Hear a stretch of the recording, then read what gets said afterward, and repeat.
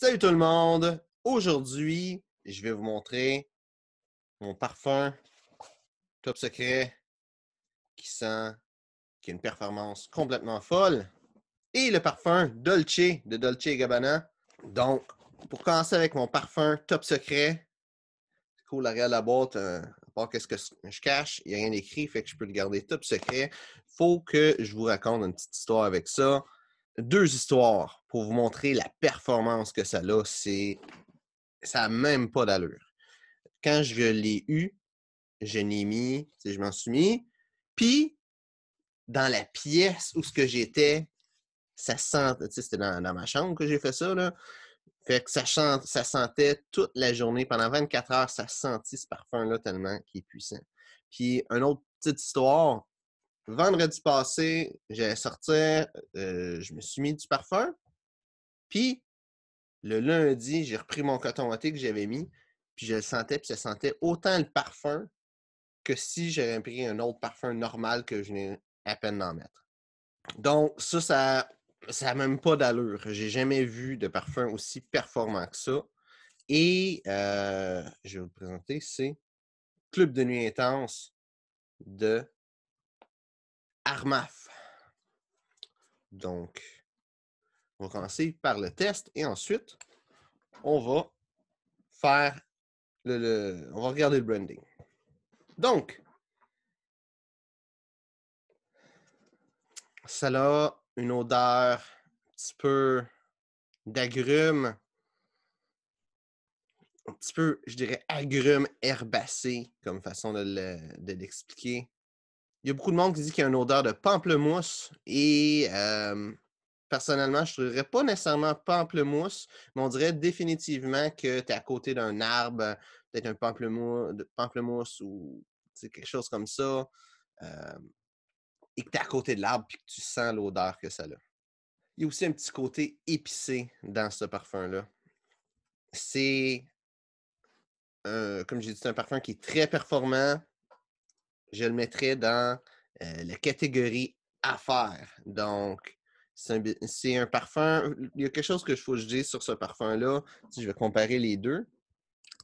Je vais comparer les deux vite fait avant. Là. Ça, c'est un parfum classique, tout allé, comme tu sais, tous les parfums, Paco Rabanne, tous les parfums que probablement tu connais. Lui, il y a des champs. Peut-être si tu connais beaucoup le parfum, tu le connais probablement, ce parfum-là.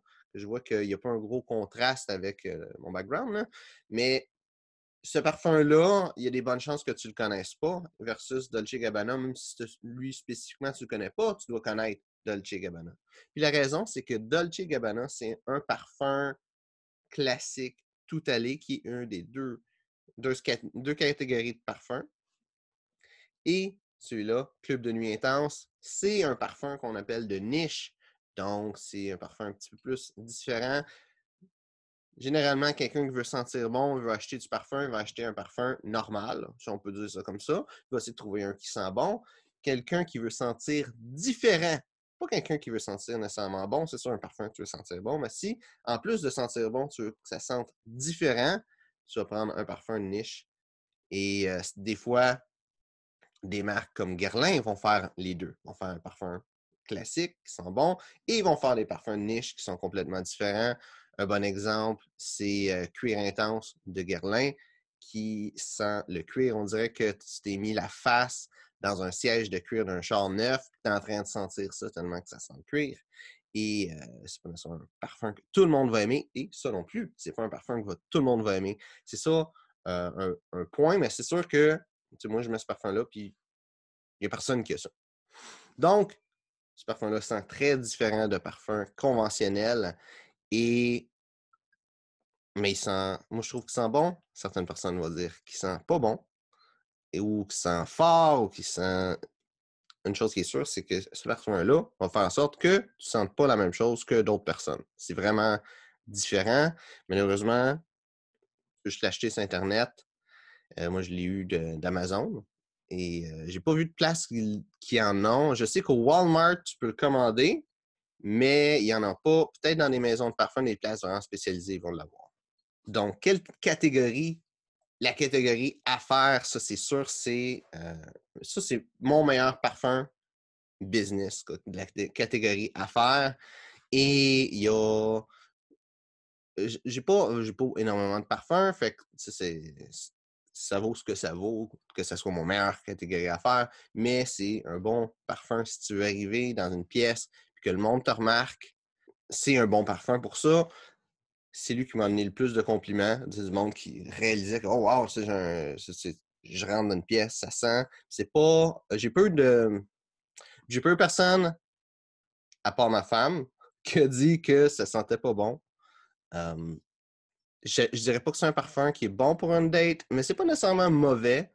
C'est pas un parfum séductif, c'est pas l'objectif de ça, c'est de sentir différent.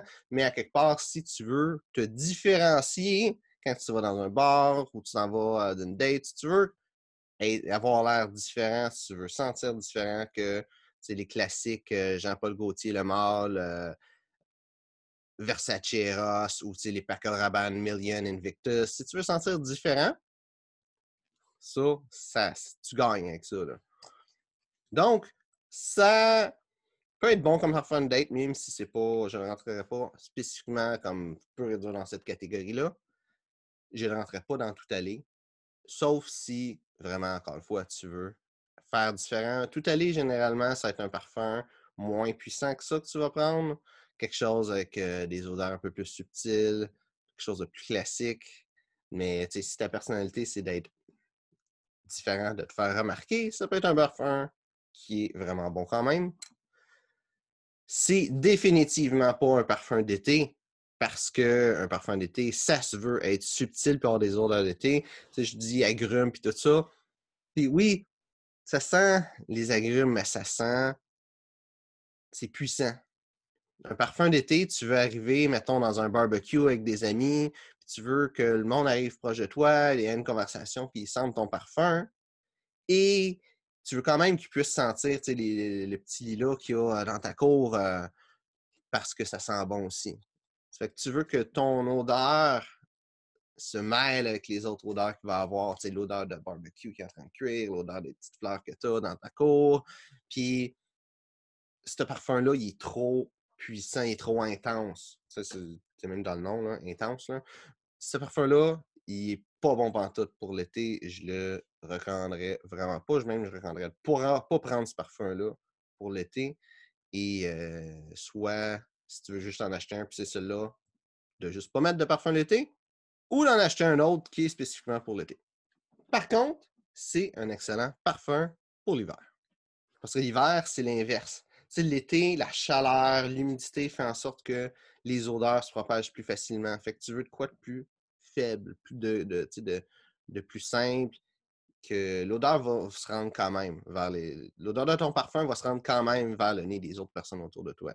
Versus l'hiver, le froid, l'air sec, c'est difficile à ton parfum d'aller en dehors de ta zone comme proche. Et ce parfum-là, c'est comme je t'ai dit, là, après une fin de semaine que je l'ai mis entre 2 sprays sur mon coton ouaté, il sentait comme si j'aurais mis un autre parfum normal. Fait que c'est un super parfum d'hiver. Maintenant, prochain parfum Dolce de Dolce Gabbana. C'est une odeur très florale. Comme tu peux te douter avec le fait qu'il y a une fleur sur le haut de la bouteille. Peut-être un petit peu sucré, pas trop, pas beaucoup. C'est subtil le côté sucré dedans, mais surtout floral. Si t'aimes les parfums floraux, c'est une femme, t'aimes les parfums floraux, c'est un super parfum pour toi. La tenue de ça, la performance de ce parfum-là est bonne. C'est un parfum qui sent fort pour un parfum floral. Les fleurs, généralement, pas toutes, mais généralement, c'est des odeurs qui partent rapidement. Celui-là, ça ne semble pas être un parfum que l'odeur va partir rapidement. Donc, cette tenue, sa performance est bonne. C'est un super bon parfum à faire. C'est pour un parfum de femme à faire, quelque chose qui est floral, quelque chose qui va être quand même peut-être un peu qui va être puissant, pas nécessairement épicé. Épicé, ça peut être bon aussi business pour un parfum de femme. C'est aussi un bon parfum tout allé. C'est dans n'importe quelle occasion, tu vas voir la famille, tout ça, c'est pas un parfum qui fait trop un show-off, c'est simple, ça sent bon. C'est ça que tu veux d'un parfum tout allé. Je le mettrais ni dans parfum d'été, ni dans parfum d'hiver parce que ça n'a pas de caractéristiques typiques d'un parfum d'été. Ça n'est pas nécessairement mauvais non plus. Je le mettrais juste pas dans cette catégorie-là. Et hiver non plus, ça n'a pas des caractéristiques plus épicées qu'un parfum d'hiver aurait ou plus forte, plus puissante qu'un parfum d'hiver aurait. Fait que c'est ni un ni l'autre. C'est bon l'été, c'est bon l'hiver, mais c'est pas spécifique à une des deux catégories. Et je ne le mettrais pas dans un parfum séductif non plus. Ce parfum-là, c'est un parfum vraiment classe, classique.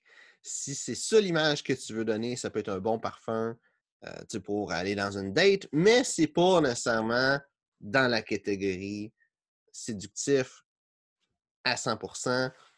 C'est une odeur florale. Le côté sucré des parfums un peu séductifs n'est pas là. Et ça, c'est juste mon avis personnel. Je t'invite à aller l'essayer si tu es intéressé. Maintenant, pour ce qui est du côté branding, on va revenir avec Club de nuit intense. Là, je vous montre le vrai côté de la boîte qui est en avant.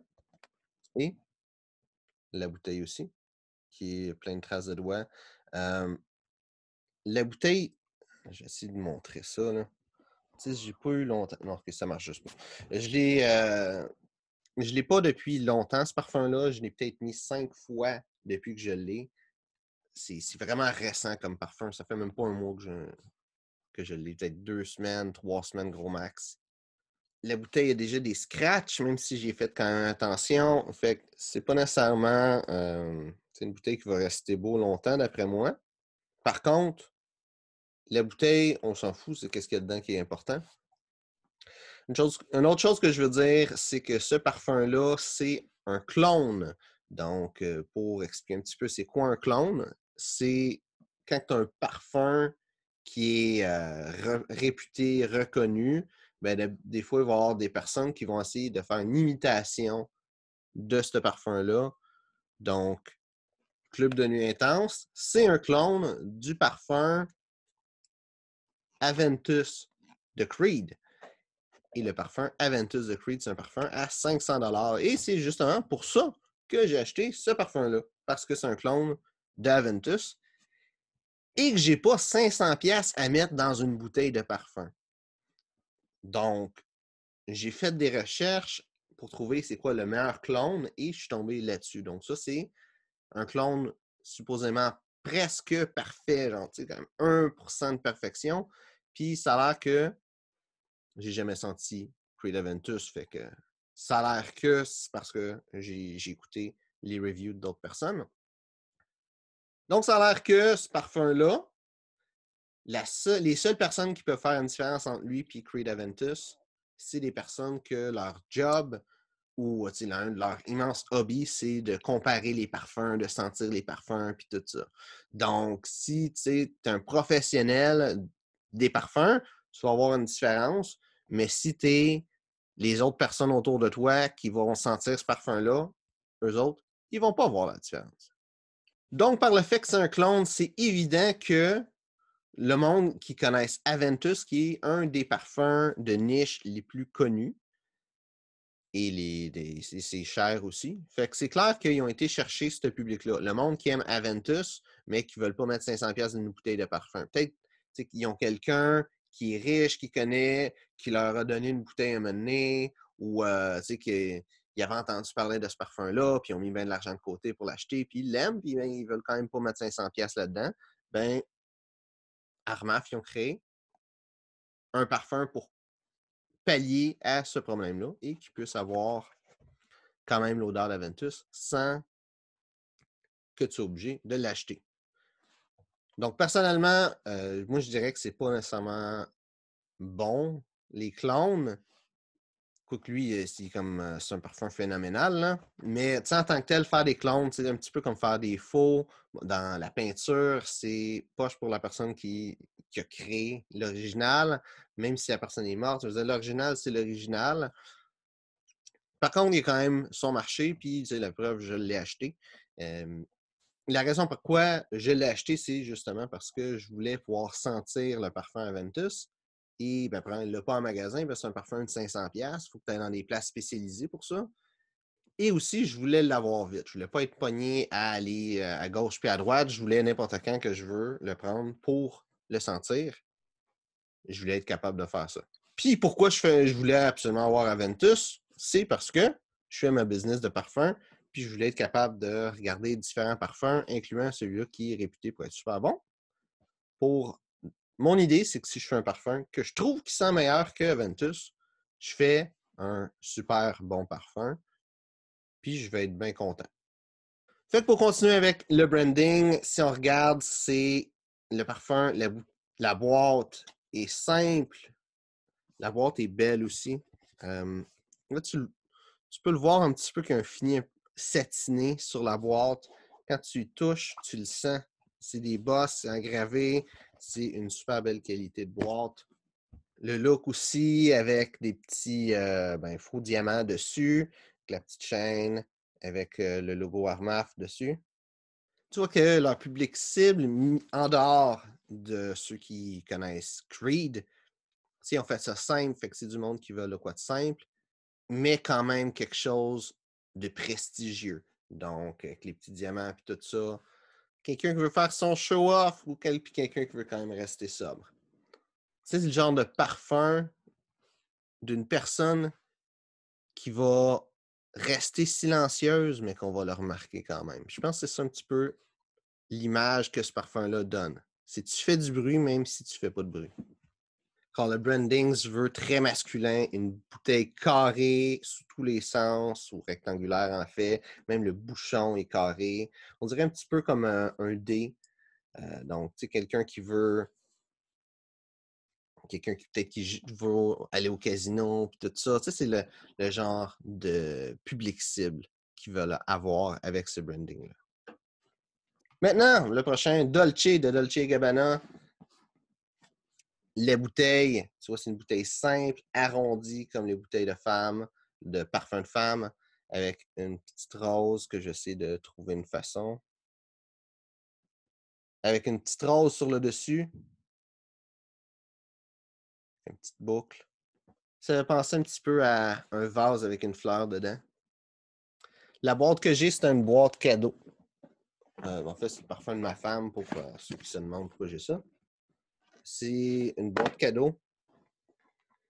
Donc, c'est pas la boîte originale. Moi, j'ai juste ça pour me baser là-dessus. Si je regarde la boîte Dolce en or dessus, avec des petits patterns un petit peu comme des plumes ou des feuilles fleuries un petit peu, des pétales de fleurs. Je vois que le public qui va aller chercher avec ça, c'est évidemment un public féminin, mais un public féminin un petit peu plus classe, un peu plus classique. Ça me fait penser beaucoup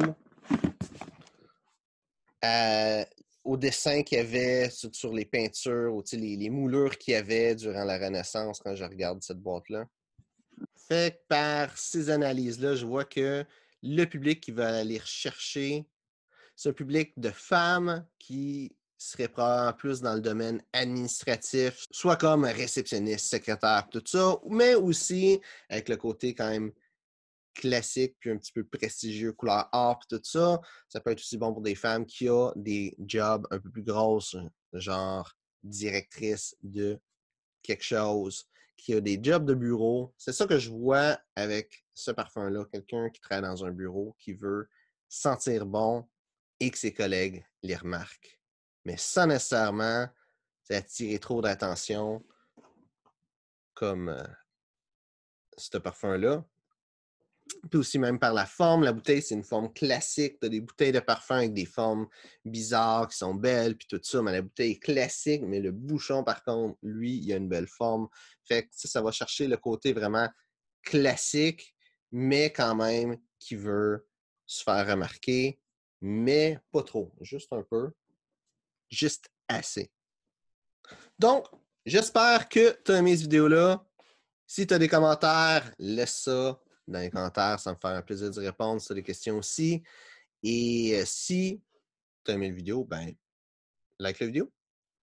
Donc, merci d'avoir regardé la vidéo et on se voit une prochaine fois.